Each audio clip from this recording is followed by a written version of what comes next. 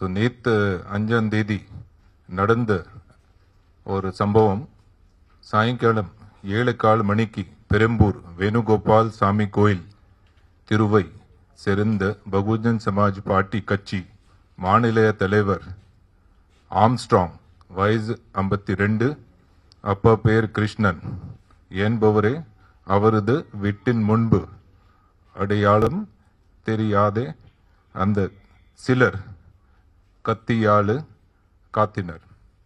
அந்த தகவல் அறிந்த காவல் துறையினர் உடனடியாக சம்பவம் எடுத்து சென்ற இன்ஜர்ட் பர்சன்ஸ் ஆம்புலன்ஸ் மூலம் ஹாஸ்பிட்டல் அனுப்பி வைத்தனர்.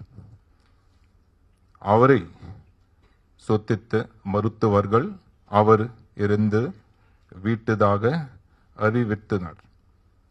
இது தொடர்பாக இருந்தவரின் சகோதரர் வீரமணி என்பவரின் புகாரின் பேரில் கேவன் செம்பியம் காவல் நிலையத்தில் கொள்ளை வழக்கு பதிவு செய்யப்பட்டு புலன் விசாரணை மேற்கொள்ளப்பட்டது.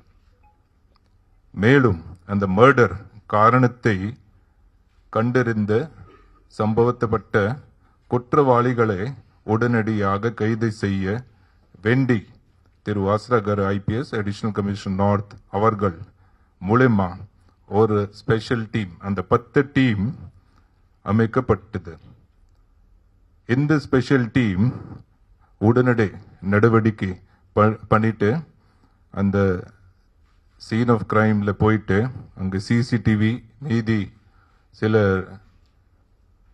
நம்ம செல்போன் டவர் லொகேஷன் பார்த்துட்டு அவங்க அந்த 3 மணி நேரத்துக்கு உள்ளே 8 சஸ்பெக்ட்ஸ், அதில் சில பேருக்கு பொன்னை பாலு, ஒரு திருமலை மணிவண்ணன், திருவெங்கடம், ராமு, சந்தோஷ், அருள் மற்றும் செல்வராஜ் ஆகியோரை பிடித்து விசாரணை மேற்கொண்டனர். விசாரணையில் மேற்படி 8 சந்தேக நபர்கள் குற்றவாளிகள் என உறுதி செய்யப்பட்டு அவர்கள் கைது செய்யப்பட்டு புலன் விசாரணை மேற்கொள்ளப்பட்டு வருகிறது. மேலும் இவ்வழக்கில் தொடர்புடைய புற குற்றவாளிகளை கைது செய்ய தீவிர நடவடிக்கை மேற்கொள்ளப்பட்டு வருகிறது.